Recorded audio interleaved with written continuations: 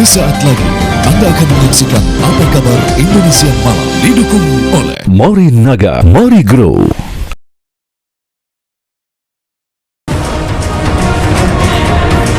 Pemerintah resmi melarang TikTok Shop bertransaksi langsung di platform media sosial. Namun sejumlah pedagang online mengaku kecewa dengan pelarangan ini karena merasa justru TikTok Shop lah yang telah membuka kemudahan jual beli di era digital.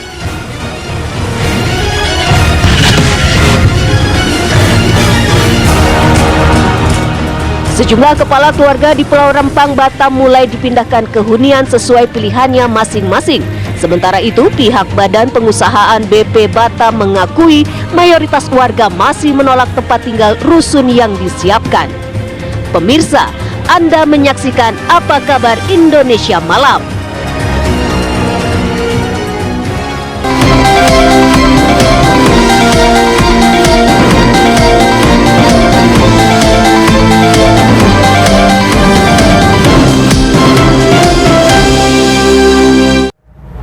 Assalamualaikum.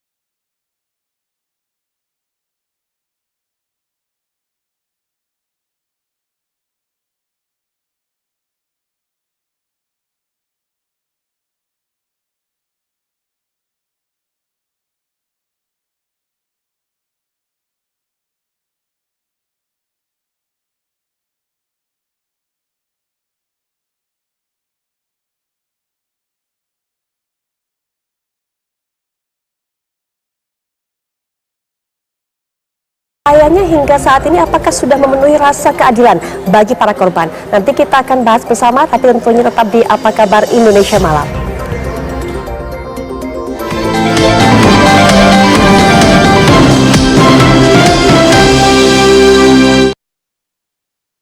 Baik pemirsa, kita akan awali jumpa kita malam hari ini dengan melihat kabar pembuka di mana seorang siswi SD Negeri 06 Petukangan Jakarta Selatan jatuh dari lantai 4 gedung sekolahnya.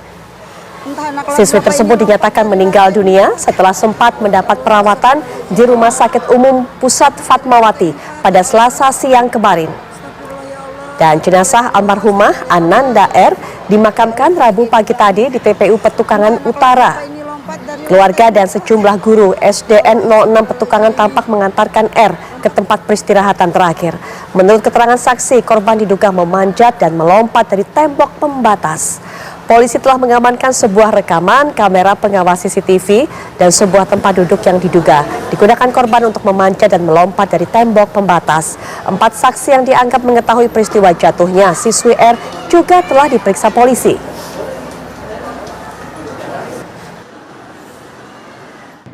Jadi dari kami telah melakukan pemeriksaan sebanyak 4 orang, 2 dari murid dan 2 dari gurunya. Saat ini Polres Jakarta Selatan masih mendalami peristiwa ini. Ya, kita beralih ke informasi lain pemirsa. Ini ditemukan ada seorang wanita berusia 44 tahun yang dibunuh orang tak dikenal di area lobi Mall Central Park, Jakarta Barat pada Selasa pagi. FD diketahui merupakan penghuni apartemen di lokasi yang sama dengan mall tersebut.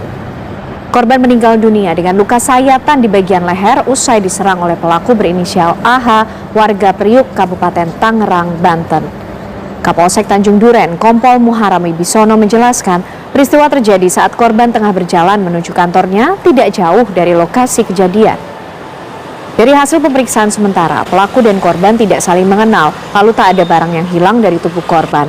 Polisi pun kini tengah mendalami motif karena diketahui pelaku sudah mempersiapkan pisau dan berada di lokasi kejadian sebelum melakukan aksinya.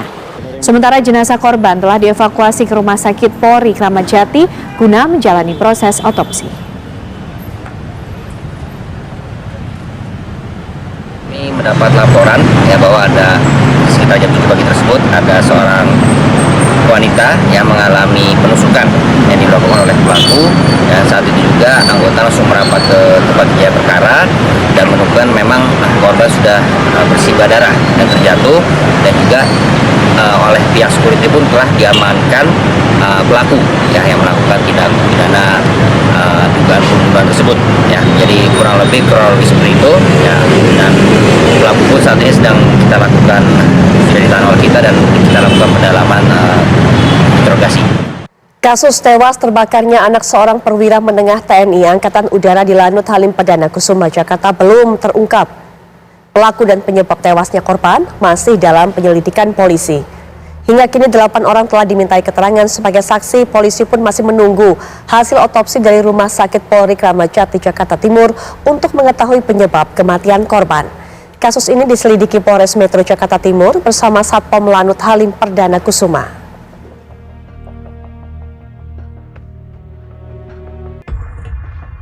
Kita akan melakukan klarifikasi terhadap wali kelas korban, guru BK, dan juga teman kelasnya. Yang kedua, hari ini juga kita akan mengirimkan handphone, PC, dan juga tab, serta laptop korban untuk dilakukan pemeriksaan secara digital forensik ke Puslapor Bareskrim Mabes Polri. Lalu yang berikutnya, yang ketiga, mengecek 7 titik CCTV tambahan. Jadi kalau kemarin 11, hari ini akan kita tambah 7 titik CCTV tambahan. Jadi total nanti ada 18 titik CCTV. Yang keempat, kami akan juga mengecek akun Roblox. Ya, jadi korban ini hobinya memang gamer. Ya, mengecek akun Roblox korban karena ditemukan status di Roblox korban ya, bertuliskan ya, tulisannya hi if you see this, artinya kalau kamu melihat ini, I probably already dead, saya mungkin sudah meninggal. Dan berikut pemirsa deretan fakta penemuan anak perwira TNI Angkatan yang tewas terbakar di pos spion ujung landasan udara Halim Perdana Kusuma, Jakarta. Baik pemirsa, kita lihat kasus kematian anak perwira TNI di Jakarta Timur, di mana lokasi penemuan jenazahnya ada di pos spion ujung landasan 24 Lanut Halim Perdana Kusuma. Dan kita lihat juga Ken, inilah barang-barang bukti yang ditemukan oleh pihak kepolisian. Ada sebilah pisau, 1 baju bekas terbakar, 1 celana bekas yang terbakar, sepasang sandal berwarna biru, 1 map bekas terbakar, 3 kantong serpihan atau abu bekas terbakar, dan 1 buah tutup botol berwarna merah. Baik, berikutnya kita juga melihat bagaimana hasil otopsi, ditemukan 6 luka, sayatan di dada, kemudian juga ada luka bakar sampai 91%.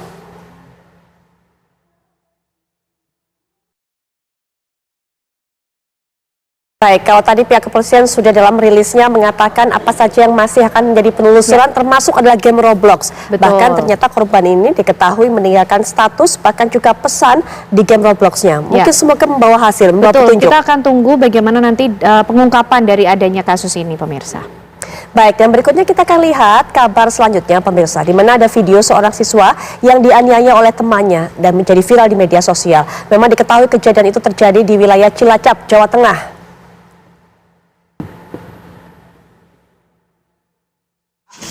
Pemirsa, Anda saksikan ini adalah video amatir yang menunjukkan seorang siswa di salah satu sekolah yang diketahui berada di Cilacap, Jawa Tengah, mendapatkan perundungan oleh teman-temannya. Dan korban dianiaya hingga tak berdaya. Disebutkan memang pemicu penganiayaan karena pelaku tersinggung dengan perkataan korban. Anda bisa lihat juga bagaimana penganiayaan dilakukan. Saat diamankan di rumahnya, pelaku hampir menjadi bulan-bulanan warga. Nah, ini adalah proses penangkapan oleh pihak kepolisian terhadap pelakunya, di mana warga juga sudah menunggu di depan rumah pelaku. Dan didampingi oleh orang tua dan keluarga, korban perundungan berinisial FF datang ke kantor Polsek Cimanggu, Cilacap, Jawa Tengah untuk menjalani pemeriksaan. Keluarga korban berharap pelaku dihukum secara maksimal.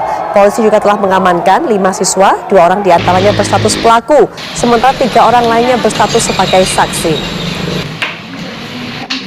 Bukan hanya luka fisik kan kalau menjadi korban pembulian seperti ini, tapi juga luka secara psikis. Jadi itu juga trauma. menjadi concern, itu yang kemudian menjadi perhatian bagaimana pemulihan secara mental juga dari korban aksi perundungan atau bullying semacam ini. Betul, dibutuhkan juga partisipasi keluarga untuk bisa membuat korban lebih tenang. Ya, kita beralih ke informasi yang lainnya pemirsa. Ketua Umum Partai Solidaritas Indonesia Kaisang Pangarep mengunjungi barisan relawan Bara JP. Kaisang bersama dengan istrinya Erina Gudono bersilaturahmi ke markas Bara JP di kawasan Pulau Gadung, Jakarta Timur. Kunjungan politik ini yang pertama bagi Kaisang ke kalangan relawan Jokowi. Menurut Kaisang, saat ini peta politik berubah sehingga dirinya bersilaturahmi ke kalangan relawan. Kamu di sini gimana sih?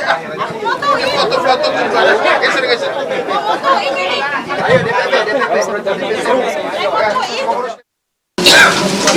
Ini tuh safari ataupun silaturahmi politik pertama saya ke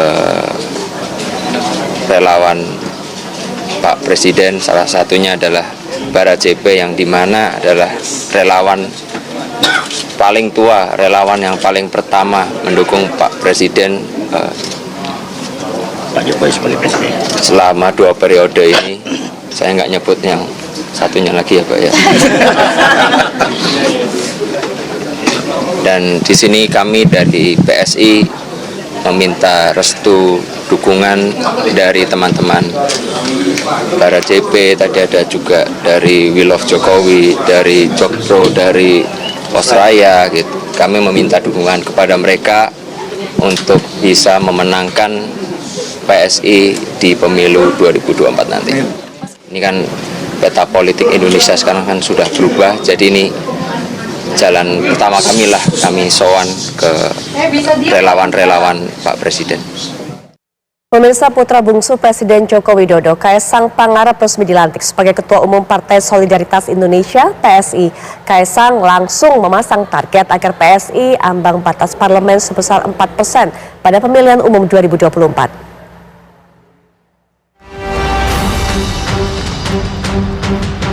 Resmi dilantik sebagai Ketua Umum Partai Solidaritas Indonesia atau PSI, Kaisang Pangarep langsung memasang target tinggi. Kaisang Pangarep menargetkan partainya lolos parliamentary threshold atau PT dan mampu melenggang ke Senayan pada pemilihan legislatif 2024. Kaisang juga menyatakan siap memimpin konsolidasi PSI ke seluruh Nusantara.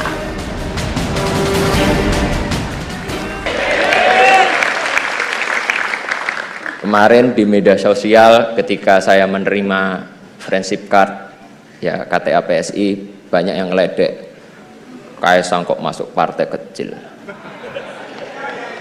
kenapa nggak masuk ke partai besar aja yang udah ada di DPR.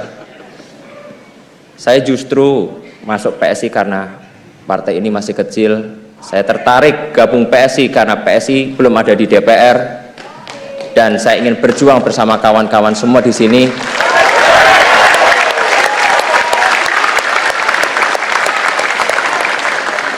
agar di 2024 PSI menjadi partai besar,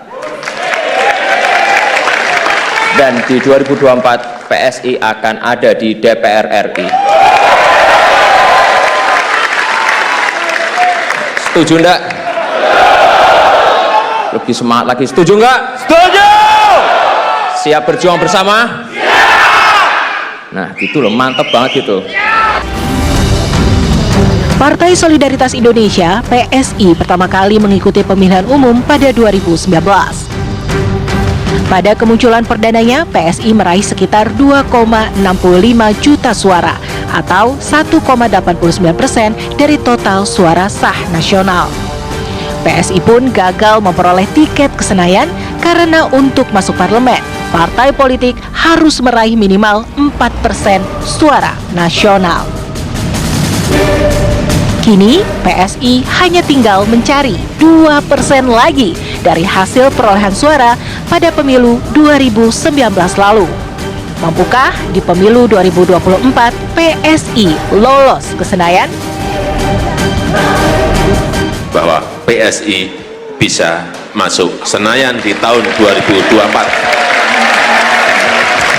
PSI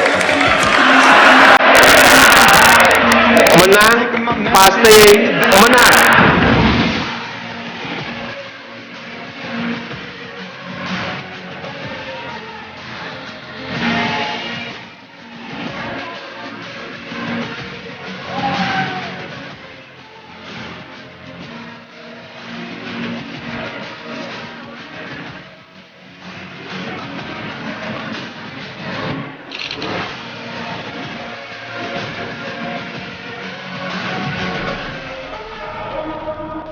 TV One mengabarkan.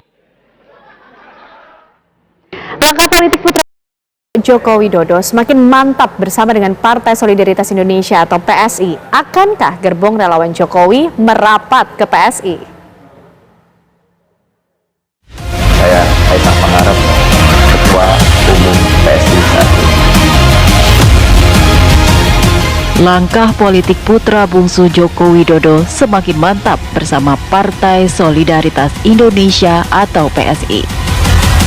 Setelah semalam dikukuhkan sebagai Ketua Umum PSI di Jakarta Teater, Jakarta Pusat. Mana solidaritasmu? Bukan pengalaman atau keahlian, apalagi kepandaian.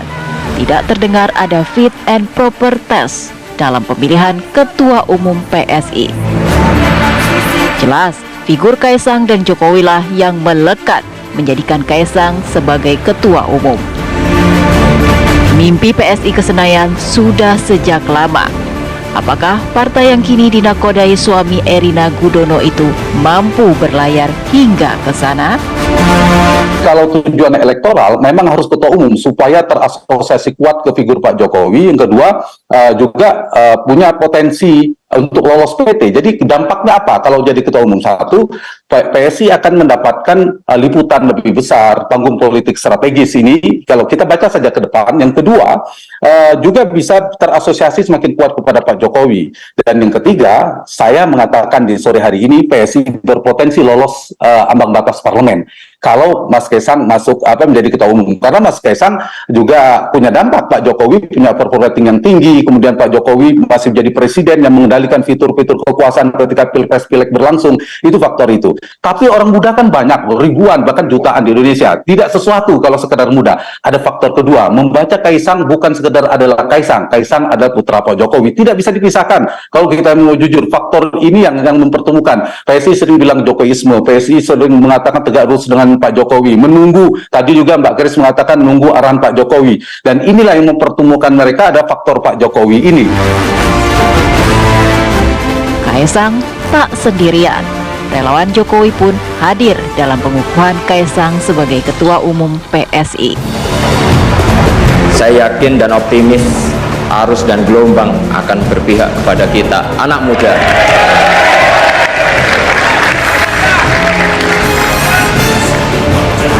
Terima kasih juga atas kehadiran. Di sini tertulisnya 137 organ relawan Pak Jokowi.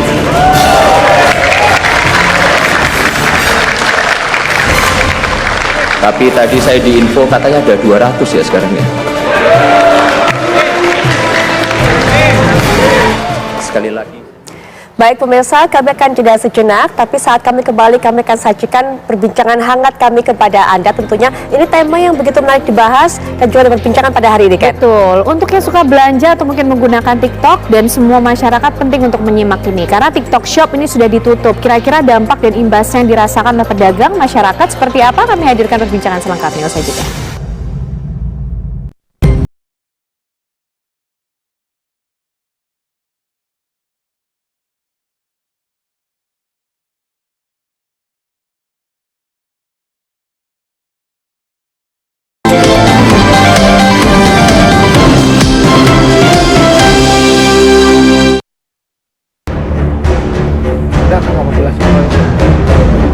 Putusan rapat terbatas bersama Presiden Joko Widodo di Istana Kepresidenan Senin kemarin resmi melarang media sosial seperti TikTok digunakan untuk berjualan.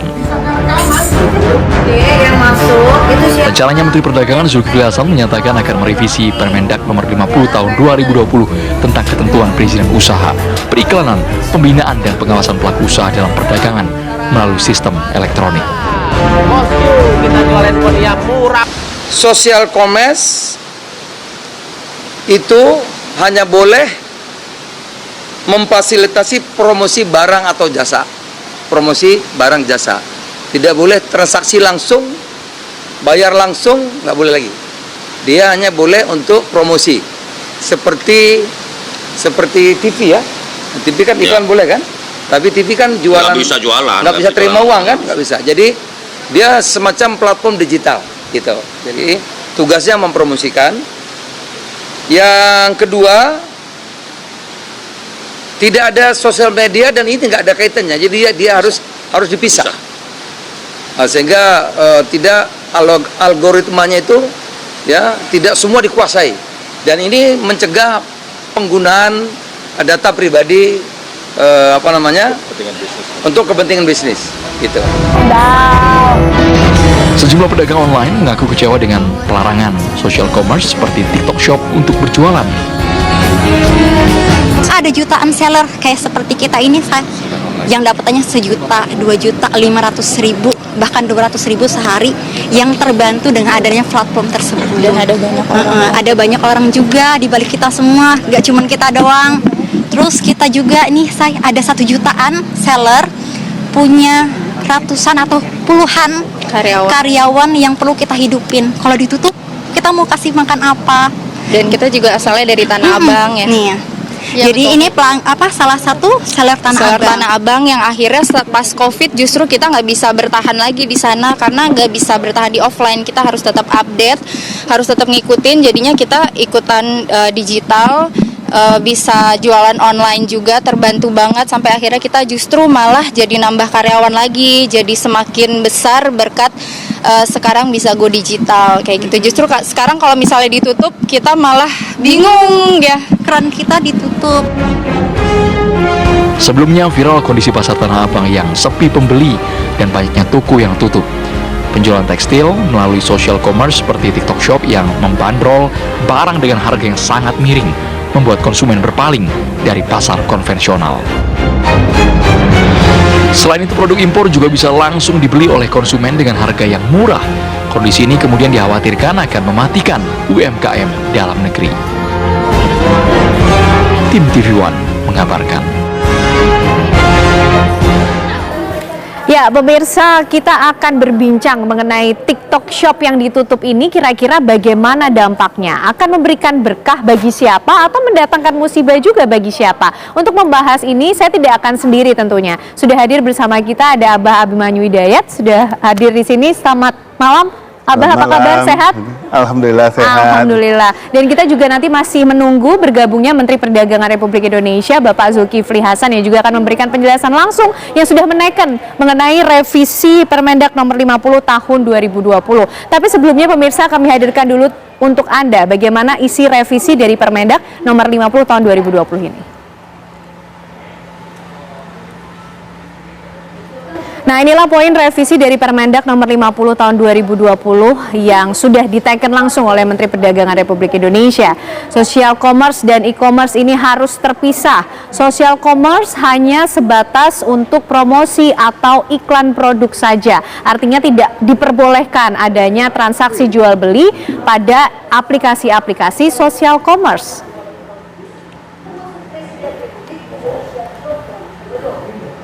Nah, Abah Abimanyu sering belanja juga di TikTok? Alhamdulillah sering, nggak hanya di TikTok di mana-mana. Tidak hanya di TikTok, juga di e-commerce juga sering. Iya, di marketplace yang lain. Kenapa Abah memilih untuk belanja akhirnya menggunakan e-commerce atau mungkin juga di TikTok yang awalnya social commerce tapi bergerak juga ke arah sebagai transaksi? Jadi selalu yang dicari adalah kemudahan, ya, dan juga jujur murah.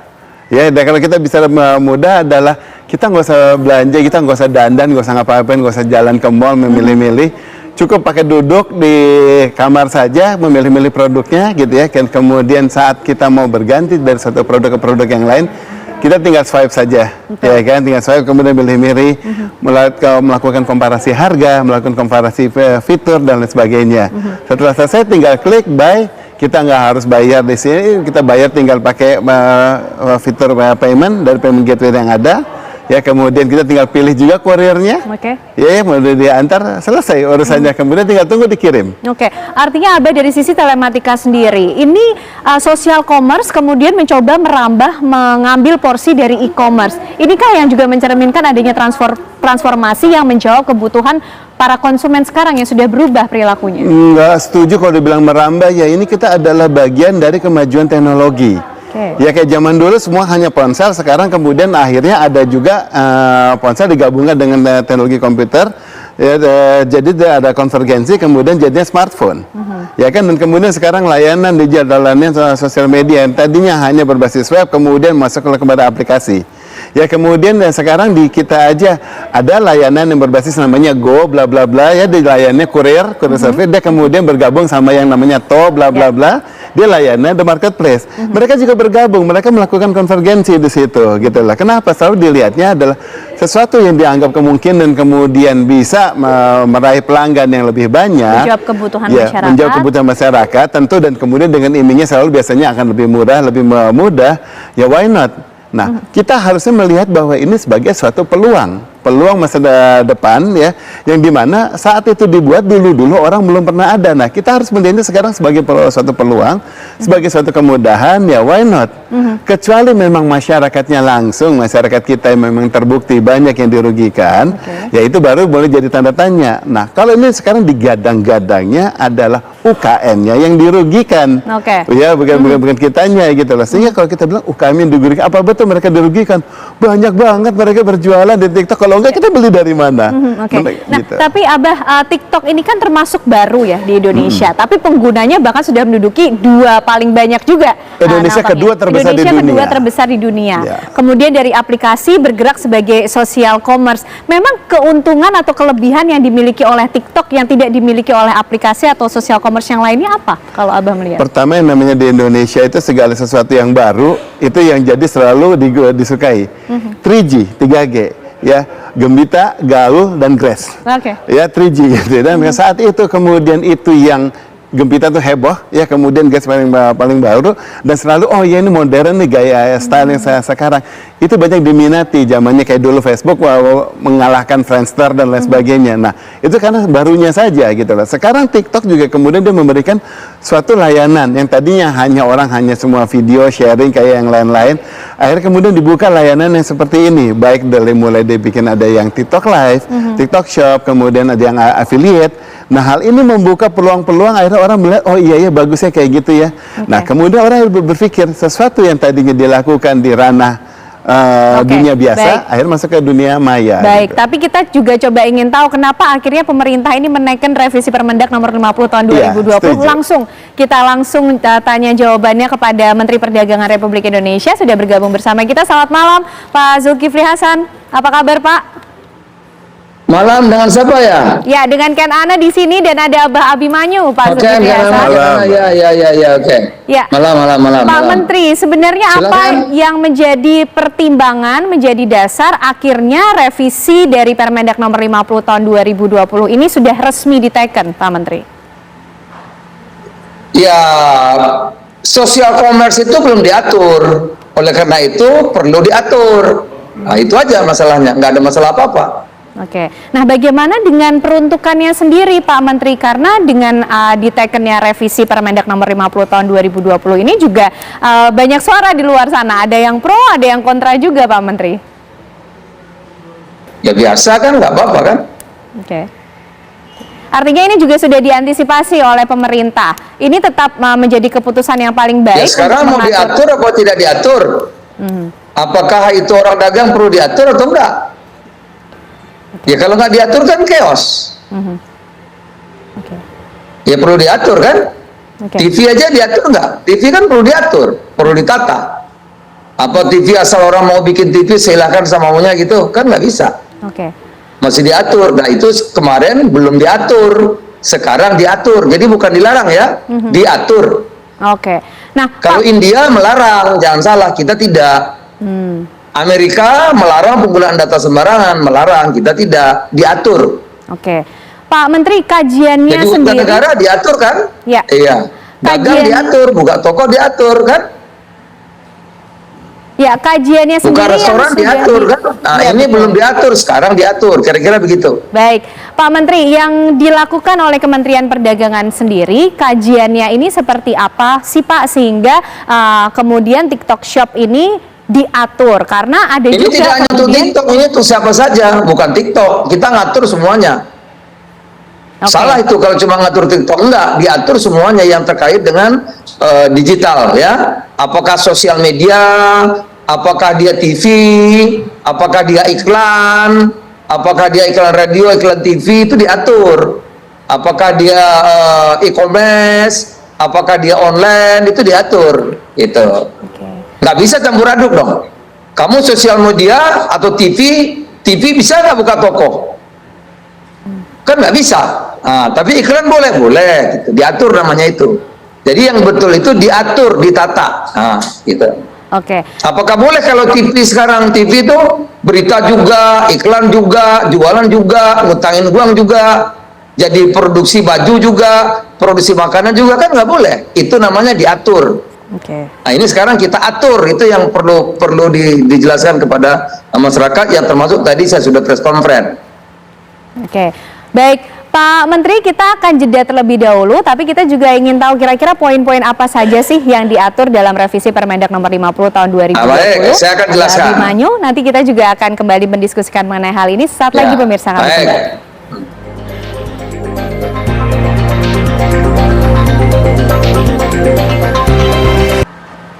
Anda masih bersama kami di Apa Kabar Indonesia Malam pemirsa, dan masih bersama pula dengan Menteri Perdagangan Republik Indonesia Bapak Zulkifli Hasan dan juga Abah Abimanyu pengamat telematika.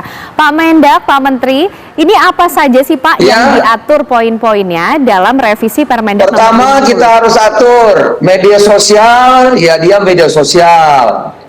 Pakai data saya, pakai data orang, nggak boleh disebarangkan, dipergunakan untuk semaunya atau untuk apa saja, itu diatur. Tidak boleh lagi. Kalau Amerika data pribadi orang nggak boleh diapa-apain. Makanya ada yang melarang kan? Kalau kita tidak melarang dan kita tidak bicara dengan satu merek medsos atau apapun. Tidak. Ini untuk umum ya. Satu, ada medsos, silakan medsos. Kalau mau bergerak di bidang e-commerce, silakan bergerak di bidang e-commerce, diatur. Ya, ada yang sosial media, silahkan bikin sosial media. Nah, kita atur, ada aturannya, gitu. Kalau dia e-commerce, silahkan jualan. Tapi kalau dia sosial media, dia iklan seperti TV. Promosi silahkan, transaksi tidak, gitu. Nah, itu kira-kira. Yang kedua, apakah dia e-commerce ataukah dia sosial media, harus sama aturan dengan offline. Nggak bisa dong seenaknya barang di luar negeri datang ke tempat kita. Makanan harus ada sertifikat halal apa tidak, ya kan? Kalau bedak beauty harus ada izin POM apa tidak. Jangan sampai orang pakai jerawatan, mukanya rusak, yang bertanggung jawab siapa? Gitu. Harus sama dengan yang offline. Jadi perlakuannya adil, makanya diatur itu. Ya, nggak ada negara sebebas-bebasnya, itu nggak ada. Saya mau ekspor apel ke Jepang sampai hari ini belum bisa. Mau ekspor mangga sampai hari ini belum bisa, syaratnya banyak. Mau ekspor salak ke Tiongkok sampai hari ini belum bisa, syaratnya banyak. Jadi sebuah negara ada aturannya. Kenapa kalau Indonesia nggak mau diatur? Ya harus kita atur, kita tata. Kalau nggak mati dong, petani kita mati, ya kan? E-commerce kita mati, UMKM kita mati kalau nggak diatur kan? Itu makanya harus diatur dan ditata. Jangan mematikan, tapi saling membantu, win-win. Kalau win silakan. Jadi ada e-commerce, ada sosial media, ada media sosial, aturannya beda-beda. Itu kira-kira ditata. Oke. Ya. Pak Menteri, kalau kemudian aplikasi ini melanggar apa yang sudah kemudian coba diatur, apa kira-kira sanksi yang akan diberikan Pak Menteri? Ya tentu ada, bukan kita. Itu nanti di tempatnya Menkominfo ya. Peringatan 1, ada peringatan 2 gitu kan. Ya terakhir kalau nggak mempan juga ya izinnya dicabut kan gitu. Itu di Menkominfo. Makanya di sini kan ada hubungan antar kelembagaan, menteri lembaga semua akan ikut tim pengawasan gitu. Makanya ini kita sosialisasi dulu, kita beritahu, kita sampaikan, dan ini bukan satu merek ya, ini diatur untuk semuanya, untuk umum. Itu e-commerce mau bikin sosial commerce silakan, gitu. Yang sosial media mau bikin sosial commerce silakan, gitu. Tapi ada persyaratan-persyaratan yang dipenuhi, yang diatur agar tidak saling mematikan. Di Tiongkok aja, ya, sosial commerce itu meningkatkan marketing, jadi yang bukan membunuh yang sudah ada, yang ada tetap, maka ada pengembangan pasar-pasar yang baru, sehingga pertumbuhan ekonomi jadi tinggi. Jadi tidak satu mati satu hidup. Itu kenapa? Karena diatur. Itulah gunanya kita atur dan kita tata. Bukan untuk satu perusahaan, ya, untuk semuanya yang ingin berkembang, berdagang, berusaha di bidang yang seperti saya sebutkan tadi. Oke. Artinya ini menjadi win-win. Itu kira-kira kan? Artinya ini menjadi win-win solution ketika ada juga sejumlah pedagang di pasar dan juga mal mengaku sedih juga Pak, banyak lapaknya juga yang tutup karena serangan nih dari TikTok Shop begitu Pak Menteri. Ya kalau pasar dia kan ada offline itu, dia juga harus ikut perkembangan.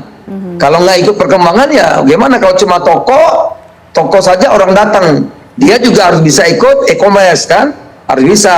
Dia juga kalau sudah besar bisa juga iklan gitu. Jadi dia juga harus dilindungi, tetapi mereka juga harus bisa mengembangkan usahanya, kerjasama dengan social commerce, kerjasama dengan e-commerce, silahkan. Itu yang kita atur, kita tata, begitu kayak.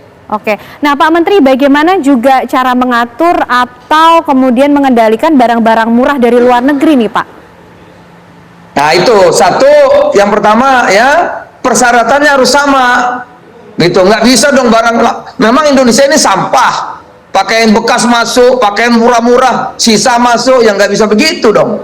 Kalau gitu rusak kita, maka kita tak atur, pakai bekas nggak boleh, gitu kan? Nah, kita lihat barangnya, dia dumping tidak barangnya, kalau dumping ya kita kenain pajak, kita larang, kan begitu. Kita juga sama negara lain diatur begitu, nah, ya kan? Kalau nggak, industri kita mati. Jadi kalau ada wapres, capres, senang industri dalam negerinya mati, itu menjadi pertanyaan saya kira, ya kan? Nanti kita tanya sama teman-teman Tanah Abang, kita tanya sama teman-teman UMKM, kita tanya sama teman-teman e-commerce, gimana pandangan-pandangannya. Besok saya akan keliling, saya akan ke Tanah Abang, saya akan ke beauty, saya akan ke UMKM, saya akan ke e-commerce, tanya bagaimana, gitu. Baik, terima kasih. Lagi, transaksinya kita atur. Jangan kecil-kecil, satu transaksi $100, ya, itu kita atur. Ketiga, platform digital tidak bisa jadi produsen, nggak boleh dong. Itu TV, ANTV atau TV One bikin baju merek TV One, ya nggak boleh, gitu. Jadi dia platform digital tidak boleh jadi produsen, gitu. Baik, baik. Terima kasih Pak Menteri atas penjelasannya dari revisi Permendak nomor 50. Ya, mudah-mudahan jelas dan terang ya. Mudah-mudahan jelas dan terang. Ya. Terima kasih Pak Menteri Perdagangan Republik Indonesia Bapak Zulkifli Hasan sudah bergabung bersama kita di Apa Kabar Indonesia Malam. Sehat selalu Pak.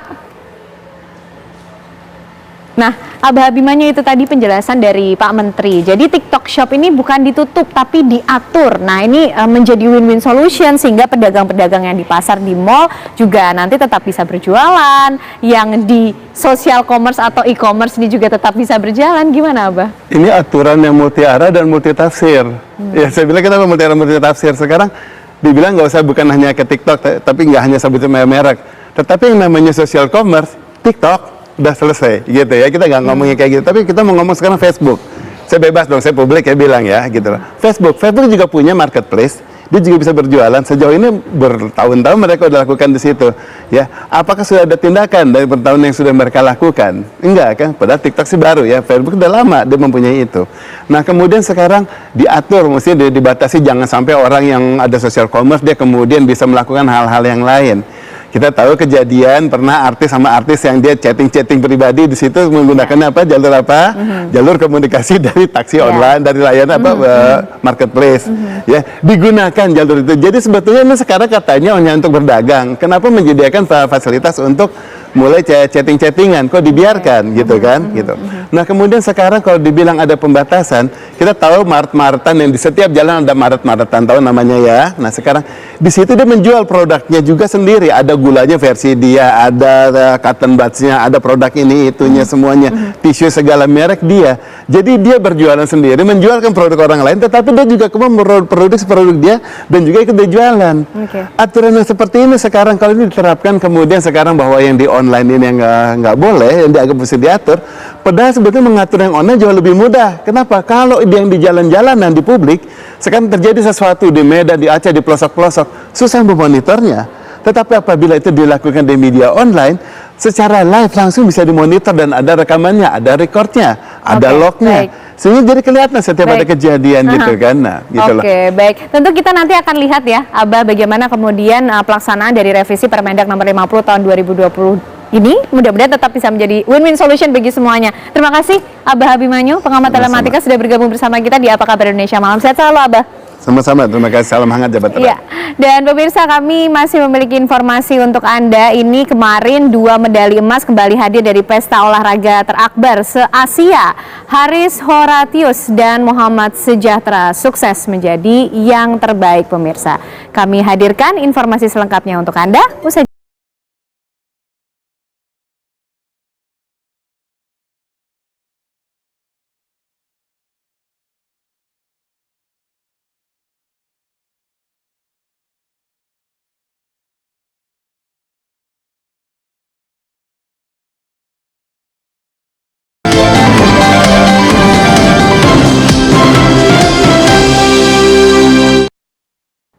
Masih bersama kami di Apa Kabar Indonesia Malam. 2 medali emas kembali hadir dari pesta olahraga terakbar se-Asia. Haris Horatius dan Muhammad Sejahtera sukses menjadi yang terbaik.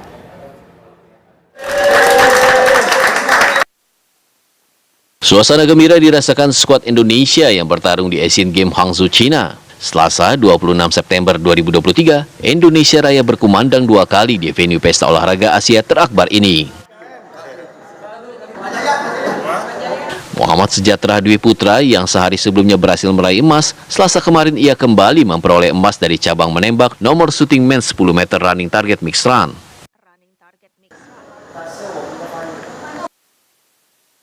Nervous hari ini, karena dengan hasil yang kemarin memang cukup baik, tapi pengen hasil yang lebih baik lagi.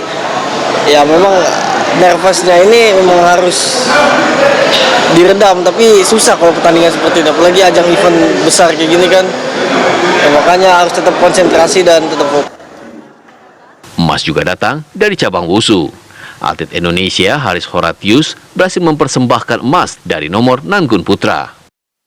Tapi lebih tegangnya pada saat siang, bahkan final ya. Di pagi udah mensecure posisi pertama, jadinya di siang hari pasti lebih tegang gitu loh. Harus lebih fokus lagi karena sedikit aja kesalahan bisa habis gitu. Sejauh ini Indonesia telah meraih 3 medali emas, 1 perak, dan 5 perunggu, menempati posisi 7 klasemen sementara. Dari Hangzhou, China, Fahmi Hardiansah, TV One mengabarkan. Kita beralih ke informasi dari dunia politik, pemirsa. Menteri Pertahanan Prabowo Subianto yang juga calon presiden 2024 memberikan kuliah umum di Universitas Muhammadiyah Malang, Jawa Timur pada siang hari ini. Prabowo juga menandatangani MOU Kementerian Pertahanan dengan Universitas Muhammadiyah Malang.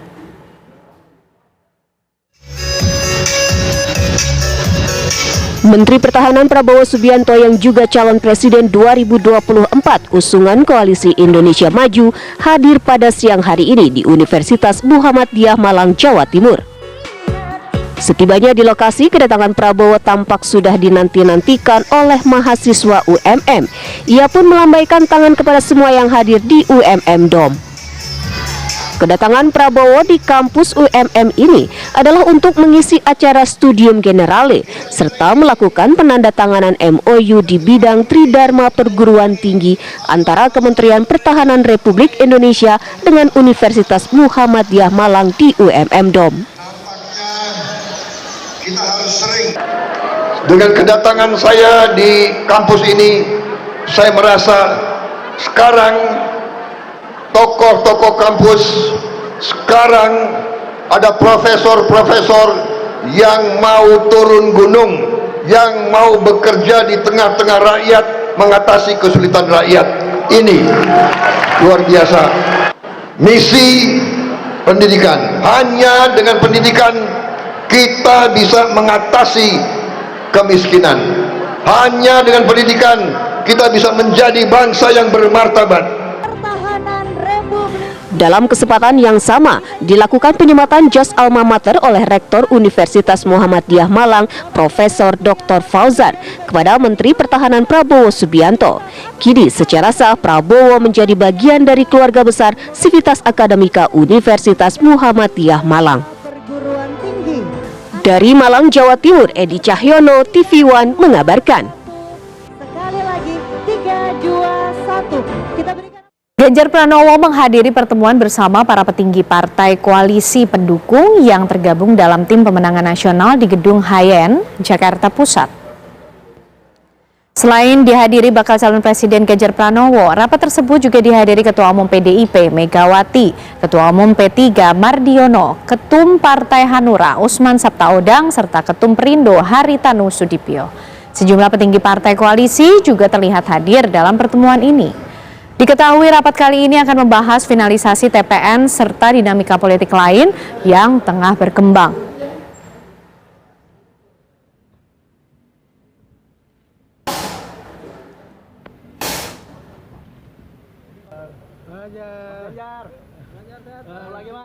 Sementara itu, bakal calon Presiden Anies Baswedan menemui sejumlah sopir angkutan kota yang beroperasi di Kota Bogor, Jawa Barat.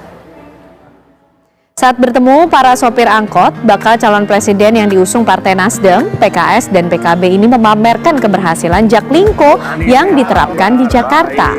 Dengan konsep angkutan kota yang diterapkan di Jakarta sebelumnya, Anies mengaku memiliki banyak sisi positif, di mana para sopir angkot bisa hidup lebih terjamin dan pemilik angkot lebih tenang. Dalam kesempatan ini, Anies juga menerima masukan dari organisasi angkutan darat, yaitu atau Organda Kota Bogor dan para sopir angkot. Komunitas binaan kami Organda Kota Bogor, ya. Jadi memang yang mau dibicarakan kepada Pak. Iya. Bicara angkot kesian gitu. Iya. Seluruh angkot.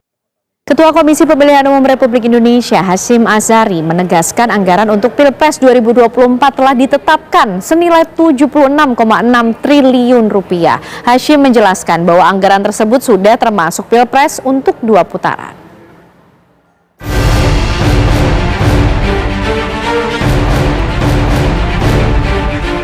Gelaran pemilu serentak tinggal menghitung bulan.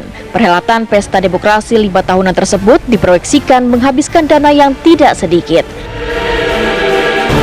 Setidaknya dalam rapat dengar pendapat antara Komisi 2 DPR dan KPU disepakati anggaran pemilu serentak 2024 sebesar 76,6 triliun rupiah. Jumlah fantastis itu disebut dicairkan bertahap melihat situasi perhelatan pemilu mendatang. Pencairan disetujui berdasarkan tahapan putaran pemilu, khususnya pemilihan presiden yang bisa berlangsung 2 putaran. Hal tersebut sempat memunculkan spekulasi bahwa anggaran yang disiapkan pemerintah untuk pemilu 2024 hanya cukup untuk 1 putaran. Kondisi ini sempat menimbulkan polemik dan juga memicu bantahan dari berbagai pihak, termasuk Presiden Joko Widodo. Ketua KPU Hasyim Azhari menegaskan bahwa anggaran untuk Pilpres 2024 senilai 76,6 triliun rupiah sudah termasuk untuk putaran kedua Pilpres. Anggaran yang dianggarkan kan 76,6 triliun itu sudah termasuk Pilpres putaran kedua, gitu loh. Itu sudah disetujui bersama antara pemerintah, DPR, dan KPU. Demikian juga Badan Anggaran juga sudah menyetujui. Nah, soal dicairkannya kapan itu kan tergantung apakah syarat Pilpres putaran kedua terjadi apa enggak. Hasyim menyebutkan pencairan dananya akan menunggu kepastian apakah Pilpres akan berjalan 2 putaran atau tidak. Hasyim juga menambahkan belanja anggaran pemilu akan banyak teralokasi untuk petugas penyelenggara pemilu di lapangan. Pihaknya masih akan mengkaji apakah akan menggunakan petugas yang sama semua pemilihan yang digelar serentak mulai dari pemilu legislatif, pemilihan kepala daerah hingga pemilihan presiden untuk menghemat anggaran. Sedang kita kaji, Mas. karena kan mengerjakan dua hal yang berbeda. Satu mengerjakan pemilu, satu mengerjakan pilkada. Anggarannya kan juga beda. Pemilu anggarannya berasal atau bersumber dari APBN, kalau pilkada bersumber dari APBD. Jadi jadi ada kemungkinan misalkan rekrut penyelenggara badan ad hoc yang baru bisa jadi melanjutkan saja yang sudah ada, tapi kemudian beban kerjanya bertambah ya. Maka kalau memang tetap itu harus kita pikirkan juga, mengerjakan dua hal yang berbeda, bebannya berat, kemudian kemungkinan untuk mendapatkan honor dari APBD. Cukup. Sebelumnya, Kementerian Dalam Negeri juga memberikan jaminan ketersediaan anggaran jika pemilu 2024 terjadi 2 putaran. Kemendagri memastikan Pilpres akan dibiayai APBN, sedangkan Pilkada akan dibiayai APBD. Dari Jakarta, Haidar Fasal, Junaidi Saifuddin, TV mengabarkan.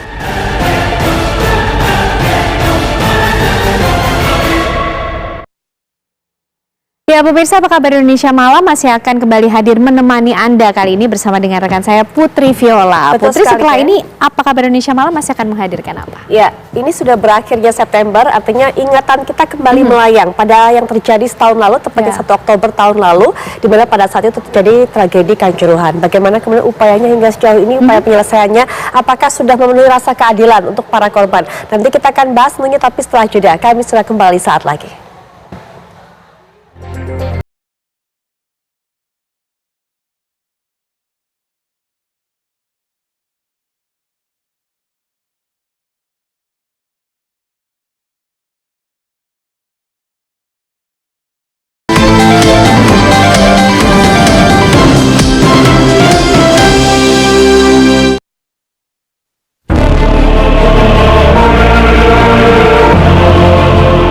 Tragedi di Stadion Kanjuruhan, Malang, Jawa Timur yang menewaskan lebih dari 130 orang menjadi peristiwa paling menyedihkan dalam sejarah sepak bola Indonesia.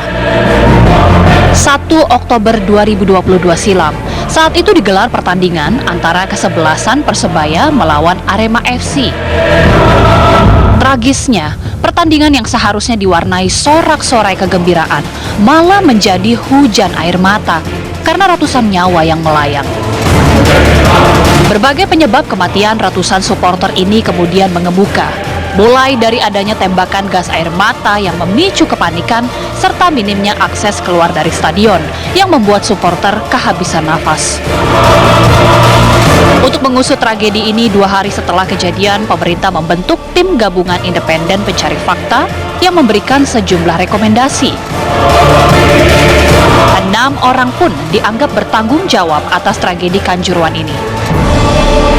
Mulai dari Ahmad Lukita, Direktur PT Liga Indonesia Baru, Suko Sutrisno, Kepala Keamanan Arema FC, Abdul Haris, Ketua Panitia Penyelenggara Arema FC, serta 3 orang anggota polisi. Namun, sepertinya ada ketidakpuasan atas penanganan tragedi Kanjuruhan ini. Penanganan hukumnya dianggap belum tuntas. Lantas, seperti apakah penanganan tragedi Kanjuruhan akan diselesaikan? Lantas, seperti apakah penanganan tragedi Kanjuruhan akan diselesaikan? Tim TV One mengabarkan. Seperti yang sudah Anda dengarkan pemirsa, bahwa masih banyak yang belum puas terhadap penuntasan dari tragedi Kanjuruhan yang terjadi pada 1 Oktober 2022. Bahkan hari ini keluarga korban juga mendatangi Barreskrim dan juga melakukan upaya untuk bisa meminta kejelasan mengenai kasus ini. Nah, untuk bisa berbicara lebih lanjut, apa seharusnya cara untuk bisa menjamin ada rasa keadilan yang terpenuhi terhadap para korban dan juga keluarganya? Kita sudah bersama dengan Mas Akmal Marhali selaku anggota tim gabungan independen pencari fakta tragedi Kanjuruhan. Assalamualaikum warahmatullahi wabarakatuh. Selamat malam, Mas Akmal. Selamat malam, Putri. Baik, berangkat dari rasa ketidakpuasan masyarakat hingga saat ini, bahkan hari ini menjelang peringatan dari 1 tahun adanya tragedi ini, begitu Mas Akmal. Sebenarnya sejauh ini penilaian Mas Akmal seperti apa penyelesaian dari tragedi ini? Ya, yang pasti duka kita belum kering ya untuk kasus Kanjuruhan ini, dan sulit untuk kemudian dilupakan karena memang banyak korban yang jatuh dan kita tidak menyangka 135 orang saudara kita meninggal dunia, dan ini pastinya akan terus menjadi catatan sejarah kelam sepak bola kita. Nah, bicara kemudian bagaimana penanganan kasus Kanjuruhan ini dalam rekomendasi TGVF sejatinya sudah diurai seluruhnya, walaupun kemudian pelaksanaannya di lapangan harus dipahami memang belum sepenuhnya dilakukan, bahkan kalau bisa dibilang sudahkah memberikan kepuasan, saya pikir belum. Karena pastinya kepuasan itu kan masing-masing punya persepsi dan penilaian tersendiri gitu. Dan yang paling penting orang akan berpikir lebih kepada penegakan hukum. Nah, karena itu kita tetap akan terus dorong penegakan hukum itu untuk terus dilanjutkan dan dijalankan tentunya. Yang pasti itu adalah harapan dari masyarakat, apalagi keluarga korban tragedi Kanjuruhan. Nah, yang menjadi permasalahan juga adalah bagaimana kemudian pembenahannya ya. Langkah-langkah progresif yang dilakukan dalam kaitannya transformasi sepak bola Indonesia sejatinya sudah banyak yang jalan. Yang pertama adalah rekomendasi ke kepolisian. Kepolisian sekarang sudah mengeluarkan Perpol nomor 10 tahun 2022 tentang pengamanan kegiatan olahraga sudah keluar. Kemudian PSSI juga sudah melakukan langkah-langkah, salah satunya KLB, walaupun misalnya rekomendasi itu belum sepenuhnya dilakukan kan.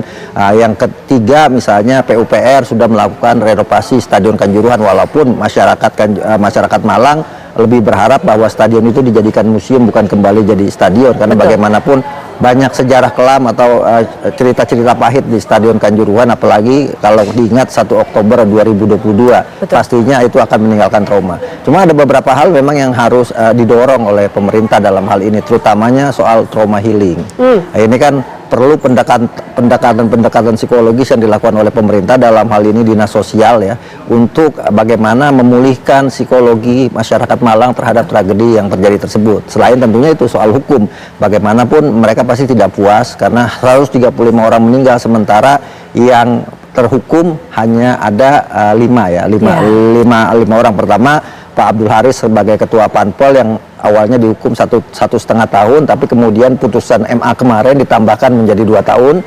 Kemudian Pak Suko Sutrisno sebagai security officer dihukum 1 tahun. Kemudian dari pihak kepolisian ada 3. Awalnya kan 1 yang dihukum adalah Danki Brimob, Polda Jatim, AKBP Has Darmawan yang dihukum 1,5 tahun. Kemudian menyusul waktu awalnya kan Danki Brimob, Pak Ahmad Sidik Ahmadi yang tadinya tidak dihukum, kemudian juga salah satunya lagi adalah Kasat Samapta yang juga tidak dihukum, termasuk Bak Ops Polres Malang ya, Pak Wahyu Setio Pranoto yang tidak dihukum, tapi kemudian putusan MA menjatuhkan hukuman kepada keduanya, di mana Pak Babang Sidik dihukum 2 tahun, kemudian Pak Wahyu Setio Pranoto Kabak Ops Polres Malang dihukum 2 tahun. Tapi apakah berhenti di sini? Itu kan pasti masyarakat bertanya gitu kan, karena menurut masyarakat masih banyak yang harus bertanggung jawab dalam kaitannya dengan hukum. Kalau kemudian misalnya dari PSSI-nya, kemudian juga dari termasuk LIB-nya, termasuk pengurus Aremanya, termasuk supporternya loh, gitu kan. Nah, ini yang kemudian mungkin masyarakat masih bertanya, mau sampai kapan ini seperti ini, ataukah udah selesai, udah tutup buku, atau masih bisa berproses. Dan saya pikir itu pertanyaan-pertanyaan yang wajar. Yang paling penting menurut saya adalah jangan sampai kemudian hal-hal semacam ini, apalagi ini tahun politik Putri, jangan sampai kemudian dipolitisasi gitu. Biarkan masyarakat menginginkan harapan-harapannya kepada pemerintah, tapi jangan sampailah dipolitisasi. Jangan sampai dipolitisasi, jangan sampai kemudian isu-isu seperti ini ditunggangi menjelang 2024. Tapi Mas Akmal sebagai anggota juga dari tim gabungan pencari fakta, rekomendasi apa sebenarnya yang terbaik untuk bisa menyelesaikan hal ini, memenuhi rasa keadilan juga, dan yang pasti juga apakah memungkinkan untuk bisa dibuka jalan penyelesaian di luar forum hukum? Ya, kalau kemudian bicara hukum pastinya keluarga korban ingin semua yang bersalah dan harus bertanggung jawab itu diselesaikan secara hukum gitu. Tapi saya pikir juga pasti masyarakat Malang juga mungkin punya sifat kemanusiaan, bagaimanapun ini semua sudah menjadi takdir gitu kan. Bisa saja kemudian langkah-langkah persuasif dilakukan dengan musyawarah, dengan misalnya pihak-pihak kepolisian Malang melakukan pendekatan humanis kepada keluarga korban, kepada masyarakat Malang, bagaimana kemudian kasus hukum ini misal ya kita selesaikan secara kekeluargaan, untuk kemudian misalnya masalah hukumnya tidak dilanjutkan, tapi pastinya akan ada pro dan kontra. Tapi bagaimanapun harusnya dibuka gitu, dibuka proses itu. Walaupun kemudian masyarakat pasti ada yang masih kecewa, masih sedih, masih berduka gitu kan. Apalagi misalnya ada yang satu keluarga, misalnya 5 orang meninggal dunia, itu kan pasti tidak akan hilang gitu rasa duka itu. Tapi kemudian kalau langkah-langkah persuasif, langkah-langkah humanis dilakukan, saya pikir manusia, namanya manusia pasti ada jiwa sosial yang tinggi dan kemudian rasa empati yang tinggi, bisa saja diselesaikan di luar jalur hukum. Walaupun misalnya kawan-kawan dari Tatak, misalnya tim advokasi tragedi Kanjuruhan, terus berusaha untuk kemudian penegakan hukum dilakukan. Penegakan hukum sebenarnya bukan semata mencari siapa yang harus dihukum dan dipenjara, tapi mereka hanya ingin kemudian keadilan ini ditegakkan sebenarnya, dan pastinya prosesnya harus transparan dan terbuka. Baik, itu yang kita harapkan, transparansi kemudian terbuka, sehingga masyarakat bukan hanya keluarga korban yang tahu bagaimana kelanjutan penanganan dari tragedi ini. Ini pelajaran besar bagi kita bersama, Mas Akmal. Betul. Dan yang pasti PSSI juga harusnya ke depan itu ikut turun tangan juga, karena bagaimanapun payung hukum dari Kanjuruhan ini kan semuanya ada di PSSI, apalagi kaitannya dengan sepak bola. Dan saya berharap misalnya pengurus PSSI yang sekarang bagaimana melakukan pendekatan, bukan cuma sekedar menggelar pertandingan sepak bola lagi untuk Arema, tapi bagaimana kemudian masyarakat Arema, supporter Aremania tidak ada rasa trauma untuk nonton sepak bola. Dan yang paling penting juga pelajaran buat supporter sepak bola kita, bahwa tidak boleh lagi ada korban nyawa di sepak bola. Baik, Mas Akmal, ini menjadi masukan yang berharga juga untuk PSSI. Terima kasih Mas Akmal sudah memberikan pandangannya mengenai hal ini. Dan pemirsa, kita akan beralih ke kabar lainnya. Kita akan melihat bagaimana video seorang siswa yang dianiaya oleh temannya dan juga menjadi viral. Selamat malam, Mbak. Baik, Pak Fangki, bisa dijelaskan kepada kami sebenarnya apa yang menjadi permasalahannya sehingga korban menerima perundungan seperti itu? Baik, jadi motif dari terjadinya kasus perundungan ini berawal dari salah satu siswa. Jadi mengaku di situ ada kelompok namanya Barisan Siswa untuk kelas 1, 2, dan 3 SMP, khususnya di SMP 2 Cimanggu. Ada salah satu orang yang mengaku sebagai anggota kelompok Barisan Siswa. Namun sebetulnya yang bersangkutan ini tidak ikut di dalam kelompok tersebut, tapi terkadang ini mencari, jadi menantang orang lain atau adik-adik kelasnya yang ditantang untuk berkelahi. Baik, Pak Fangki, kemarin itu terjadi. Baik, Pak Fangki, kita juga akan lihat ini video yang juga sudah kami tayangkan di layar kaca pada saat warga ini ada di depan rumah dari pelaku, bahkan juga menggeruduk rumah pelaku. Bagaimana ini bisa terjadi, Pak? Ini informasi yang beredar ini hoax. Jadi korban ini diatasnamakan dari hasil pengeroyokan atau tawuran antar anak SMP, Pak. Ini yang beredar di masyarakat. Makanya jam 15.00 kemarin kita mendapat informasi, kita bergerak, kita amankan sekitar jam 19 sampai jam 20.00 kita amankan 2 pelaku yang ada di video tersebut. Baik. Ya, Pak Fangki, terima kasih sudah memberikan keterangan kepada kami mengenai kasus ini dan juga semoga tidak terjadi lagi perundungan, Pak. Selamat malam, selamat bertugas kembali, Pak Fangki. Dan pemirsa, setelah jeda kami akan bahas bagaimana solusi yang tepat sesuai dengan arahan dari Presiden Jokowi untuk menyelesaikan kasus Rempang. Nanti kita akan dengarkan bagaimana pernyataan dari Menteri Bahlil Lahadalia sesaat lagi.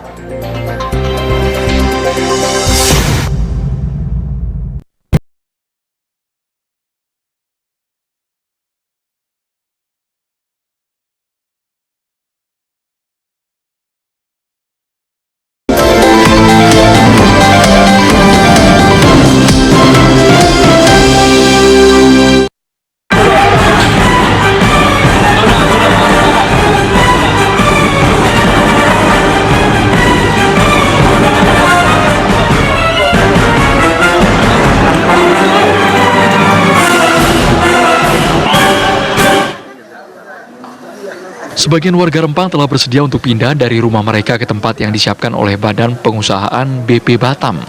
Terdapat 291 kepala keluarga di Kelurahan Sembulang, Kecamatan Galang, Batam sudah mendaftar. Tapi baru 3 kepala keluarga di Sembulang yang pindah. Menurut BP Batam, relokasi warga yang terdampak pengembangan Rempang Eco City dilakukan tanpa ada paksaan atau intervensi pihak manapun. Kepala BP Batam, Muhammad Rudi, juga mengakui mayoritas warga tak mau dipindah ke rusun sehingga pihaknya menyiapkan ruko. Kita beri kesempatan kepada masyarakat yang ingin menerima relokasi, boleh berebut uang, boleh tempat kita siapkan. Kalau bicara rusun, hampir 99,99% mereka tak mau. Maka saya sudah tak pernah bicara rusun lagi sebetulnya. Rusun banyak pun hari ini mereka nggak mau, mungkin satu, mungkin terbatas ruang geraknya itu ya. Maka kemarin mintanya ruko. Kalau ruko udah kita siapin, jumlahnya mungkin hampir 500 lebih sudah ada. Dan rumah landed mungkin yang belum siap, tapi kemarin kita suruh Pak Wan yang membawa itu segera diselesaikan. Sementara itu, rencana relokasi 4 desa di Pulau Rempang yang awalnya dijadwalkan pada 28 September akan dibahas ulang untuk memprioritaskan pendekatan persuasif ke warga. Dari Batam ke Pulau Riau, tim TV One mengabarkan. Baik pemirsa, hingga saat ini kita akan sajikan apa data dan fakta terbaru dari kasus Rempang. Anda bisa melihat bagaimana perjalanannya dari tahun ke tahun kasus ini, dan tahun 2023 ini akan dibuat Rempang Eco City. Nah, ini kami bawa Anda melihatnya di mana BP Batam dan Pemkot Batam bekerja sama untuk bisa membangun Rempang Eco City tahun 2006. Kemudian kita akan beralih ke data berikutnya 2004 maksud kami, dan juga di tahun 2023 apa yang terjadi hingga saat ini dan juga sempat menuai reaksi dari masyarakat. Nah, ini dia, Rempang Eco City masuk program strategis nasional sesuai dengan Menko Bidang Ekonomi yang juga berupaya untuk bisa meningkatkan investasi di tanah air.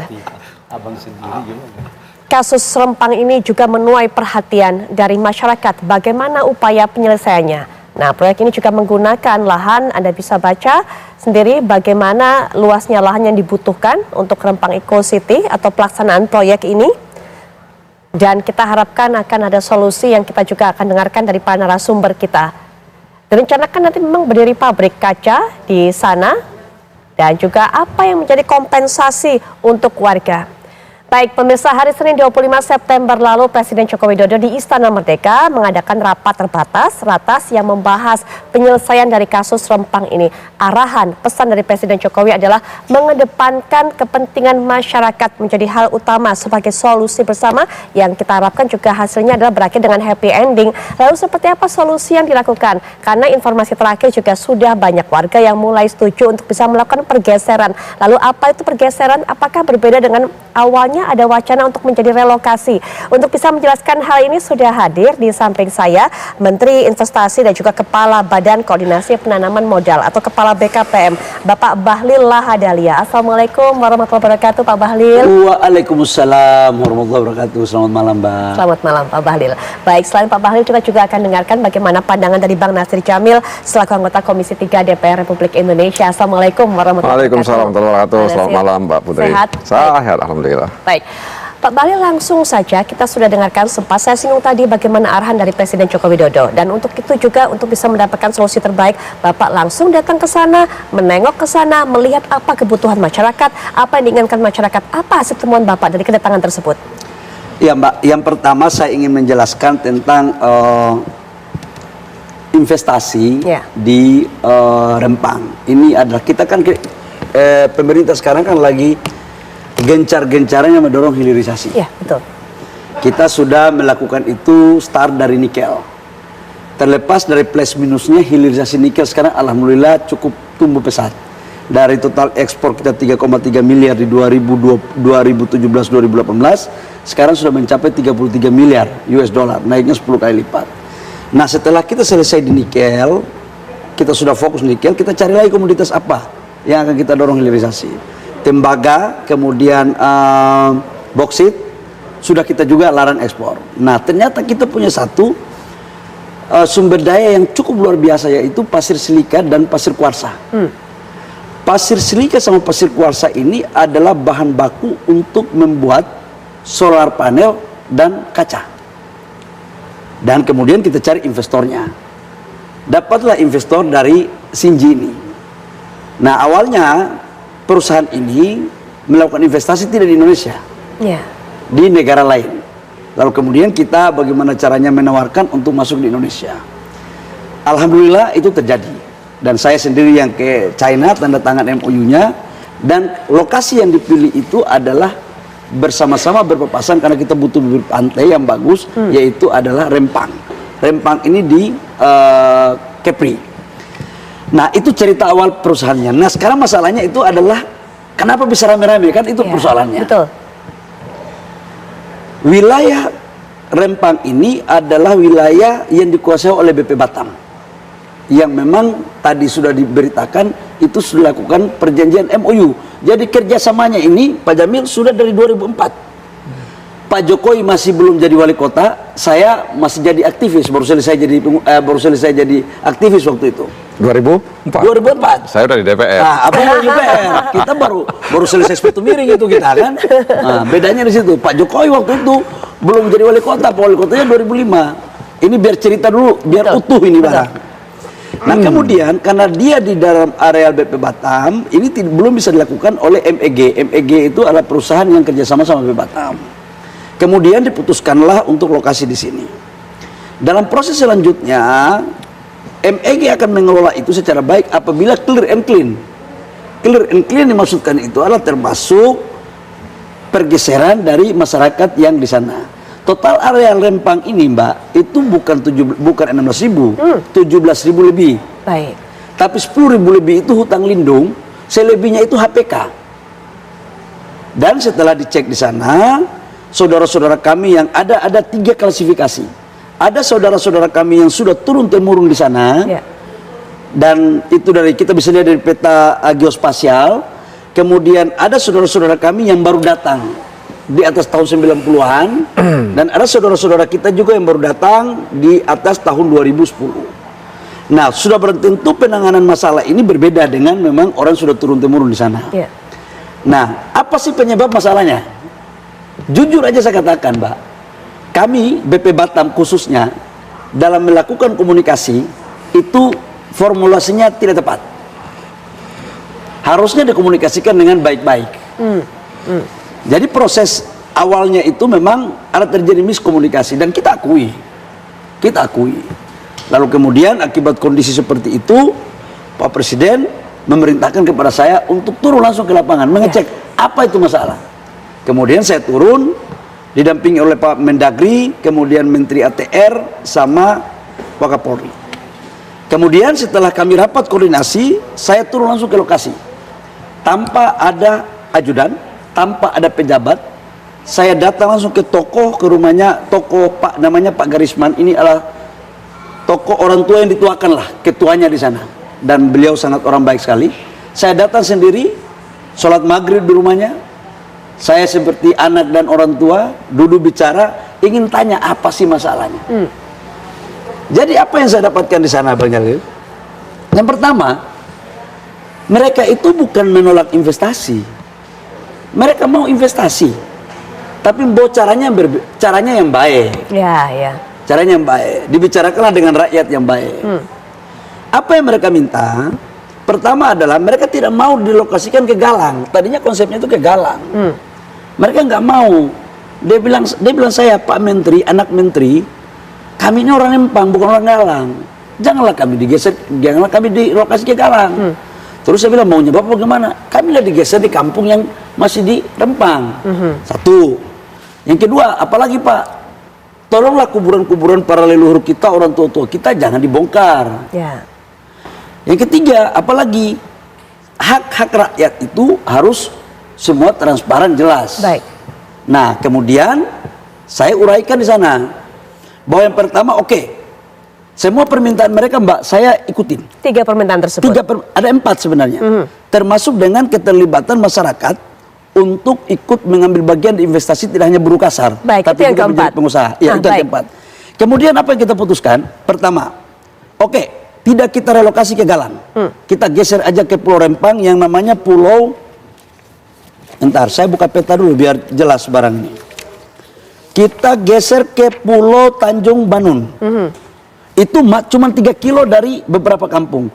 Dan untuk kawasan industri yang 7.000 lebih itu, kita fokuskan aja ke 2.300 hektar. Karena memang yang dipakai cuma 2.300. Jadi selebihnya udah itu nanti soal lain lah.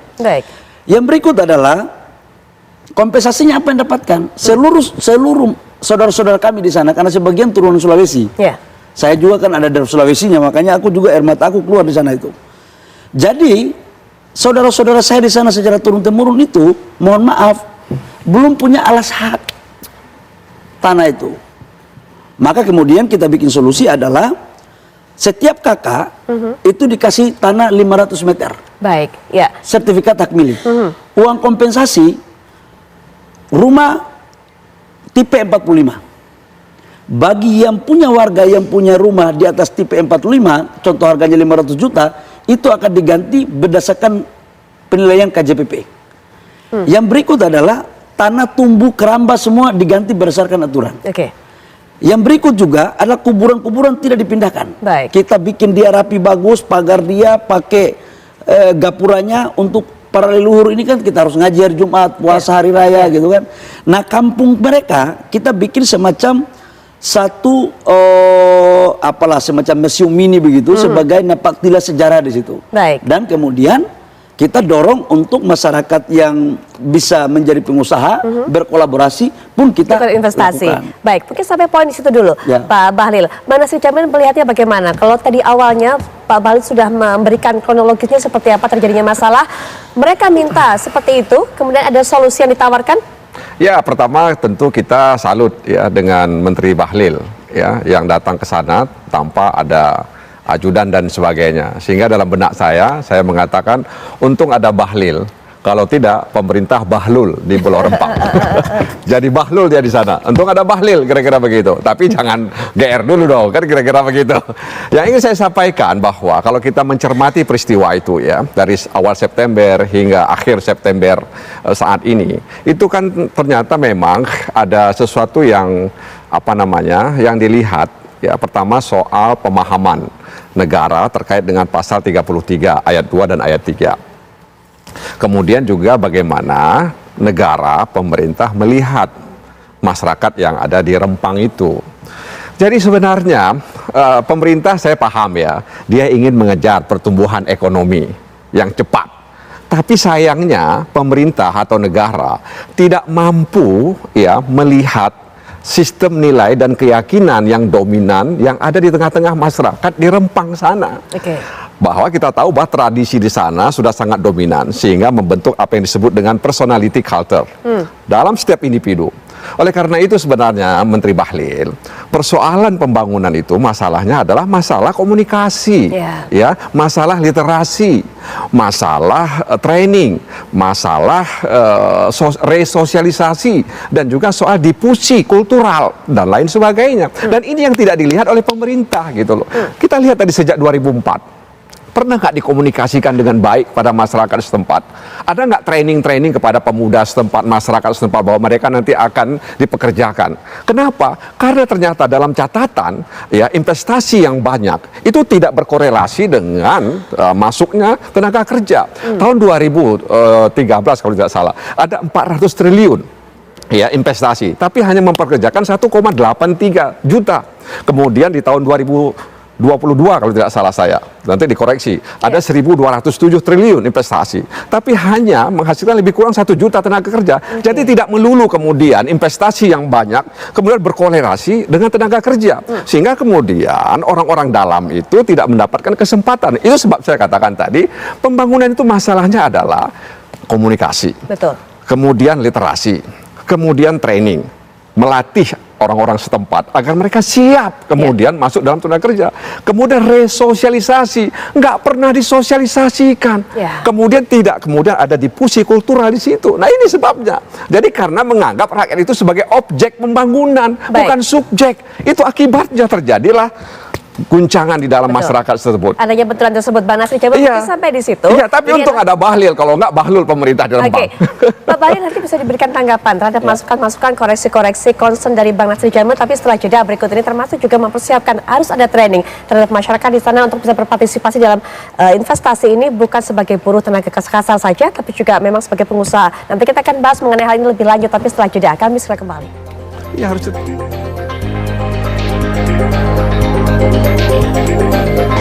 Kita kembali lanjutkan perbincangan. Semakin seru sepertinya kalau melihat Pak Bahlil kemudian juga Bang Nasir Jamil ini kemudian tadi berdebat. Tapi satu mungkin yang harus saya garis bawahi terhadap apa yang disampaikan oleh Pak Nasir Jamil, bahwa memang selama ini investasi masuk ternyata tidak selalu berbanding searah dengan serapan tenaga kerja. Harus ada literasi diberikan, harus ada training, termasuk juga untuk mereka warga Rempang ini, Pak Bahlil.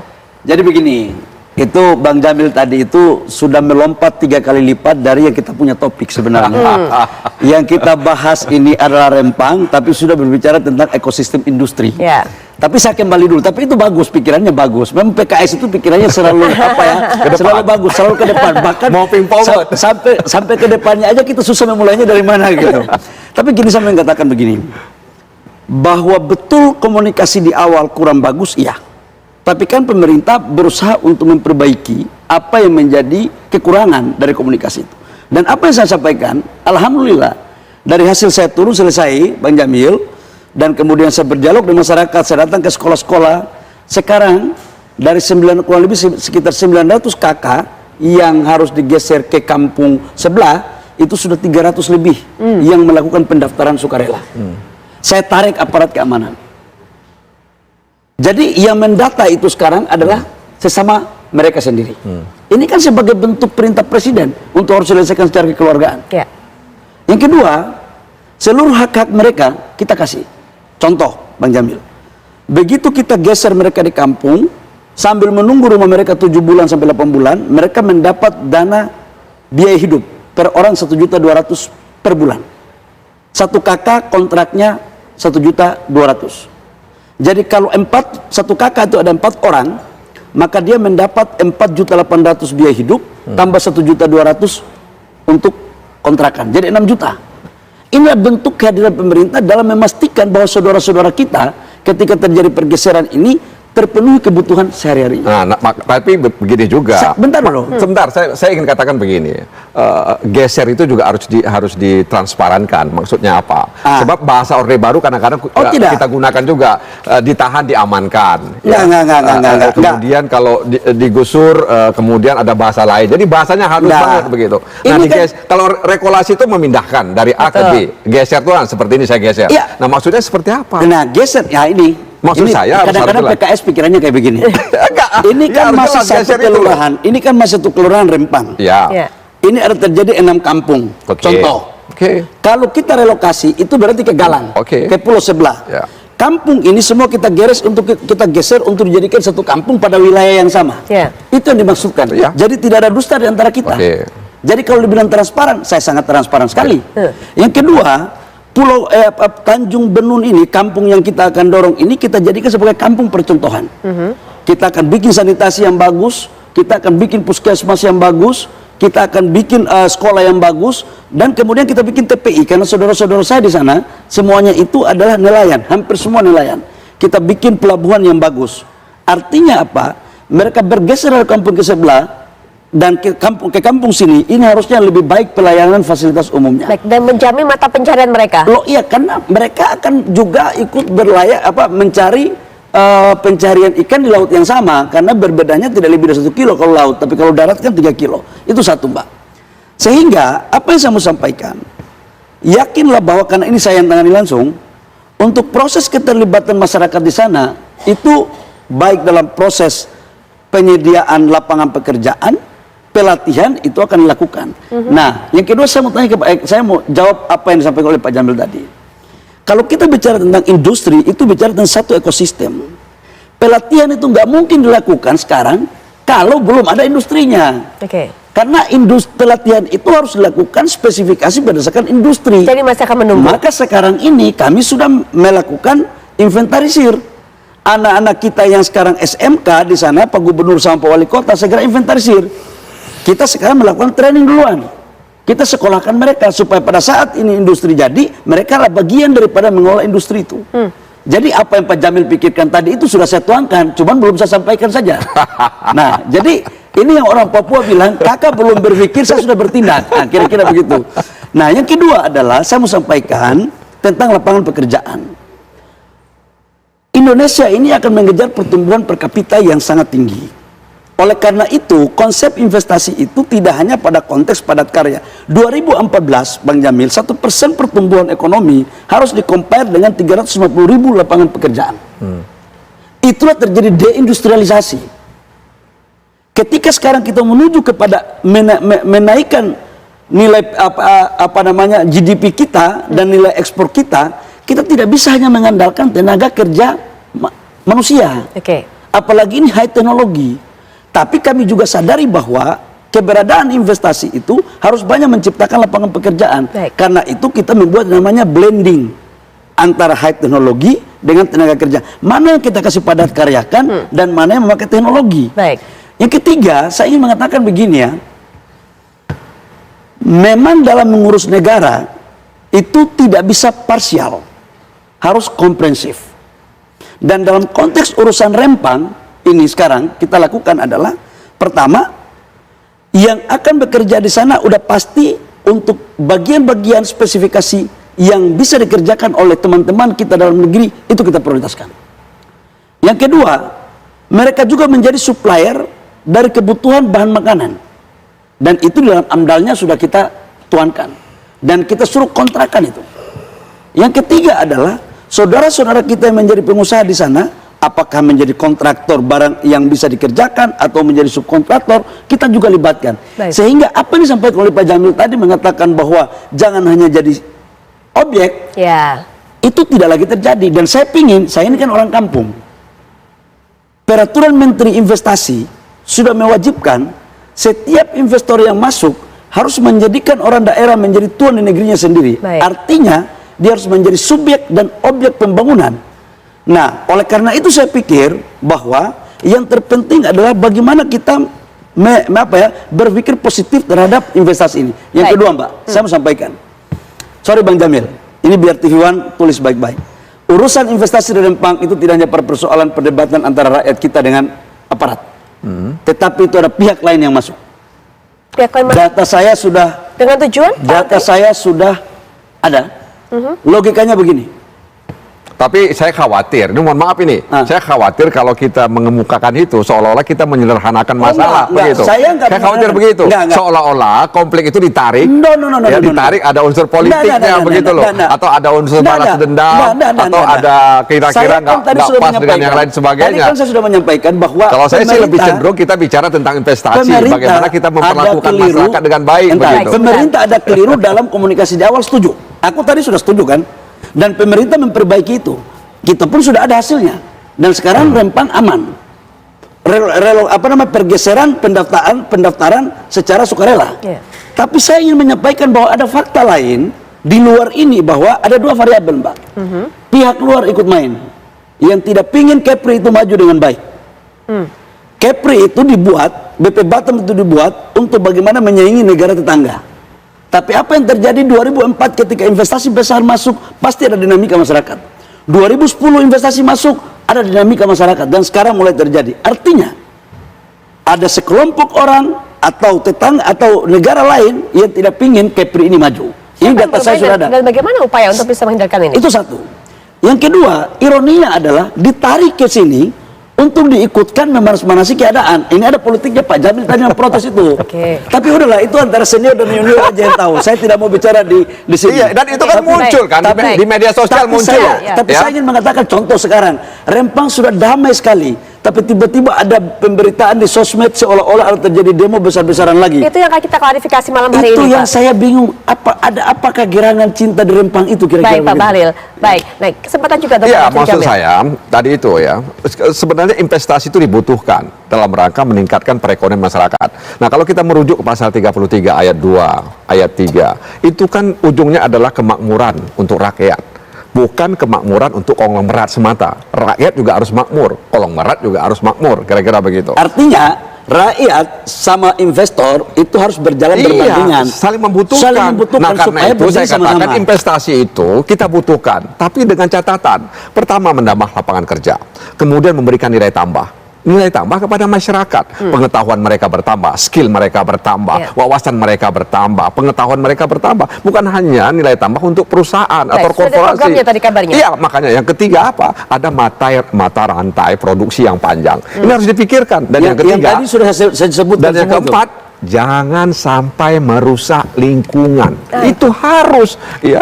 Jadi untuk apa kemudian kita membangun, tapi kemudian hutan kita rusak, lingkungan kita rusak, kemudian mengambil pasir misalnya untuk kebutuhan kaca. Kemudian, enggak maksud saya. Terjadi distorsi. Enggak. Biar kita clear dulu. Biar kita clear dulu. Jangan sampai bahan baku mengambil sumber daya alam itu, kemudian merusak ekosistem sana. Itu maksud kita saya. dengarkan, ya. Mungkin singkat juga penutup juga Pak Bahlil.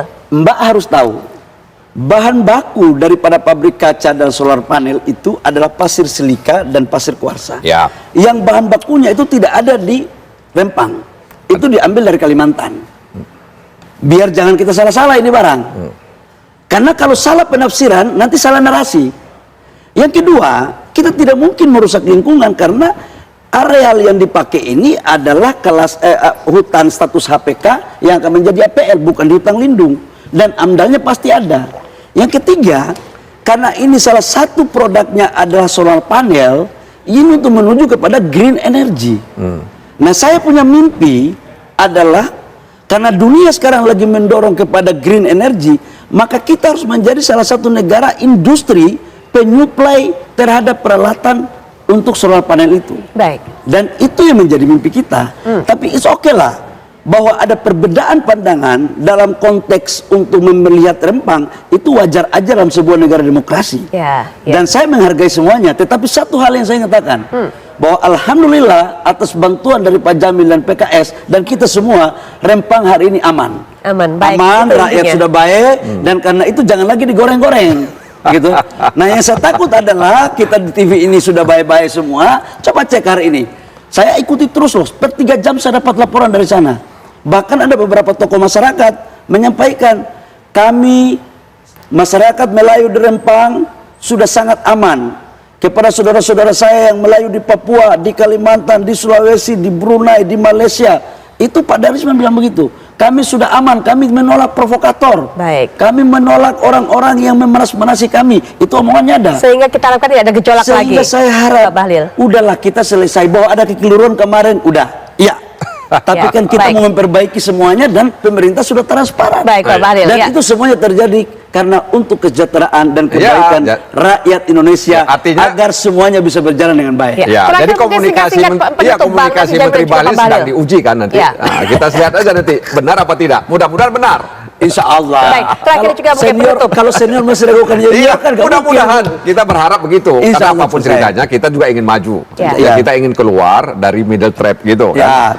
Kita ingin bagaimana pendapatan KPI kita bisa tinggi. Kita butuh investasi. Nah, karena itu sekali lagi memang harus ada pandangan bahwa memang mereka adalah bahagian dari pembangunan itu sendiri. Baik, ya, jangan sampai kemudian kita membuat undang-undang dalam rangka untuk menggusur. Saya pastikan bahwa insya Allah masyarakat dan generasi muda yang ada di Rempang adalah merupakan bagian yang terpisahkan dari peningkatan dan kemajuan industri yang akan dibangun di Rempang, karena itu menjadi satu kesepakatan dan perjanjian yang saya lakukan antara pemerintah Indonesia dengan investor. Jadi yakinlah, insya Allah anak-anak Papua itu selalu aman, damai dan sejahtera untuk Indonesia. Kita harapkan bersama. Untuk kata Bahlil, kalau enggak pemerintah Bahlul. Oke, Pak Bahlil terima kasih, Mas Jamil juga terima kasih, dan juga tentunya Ken bersama kita bergabung di sini.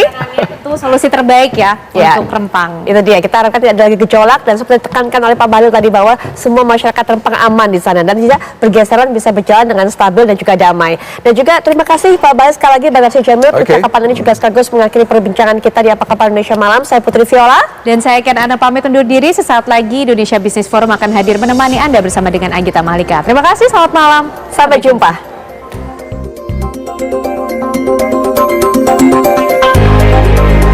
Jumpa. Kalau siaran sampai malam gini, biasanya badan aku terasa capek. Supaya badan aku tetap bugar, aku selalu berusaha penuhi kecukupan cairan dan mineral tubuh. Nah, makanya aku selalu minum Le Mineral yang diambil dari sumber mata air pegunungan dengan kandungan mineral esensial seimbang yang berkualitas. Le Mineral kemasannya juga ditutup berlapis loh, bukan cuma disegel, tapi botolnya juga keras sebelum dibuka. Bikin kita ngerasa aman, bebas dari pemalsuan. Aku tadinya nggak bisa minum banyak.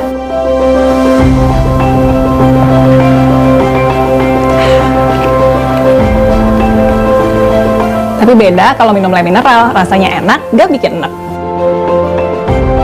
Jadi kalau harus tugas keluar lapangan, aku juga nggak perlu khawatir kalau harus beli air mineral di mana aja. Kamu juga jangan lupa rutin minum Le Mineral ya.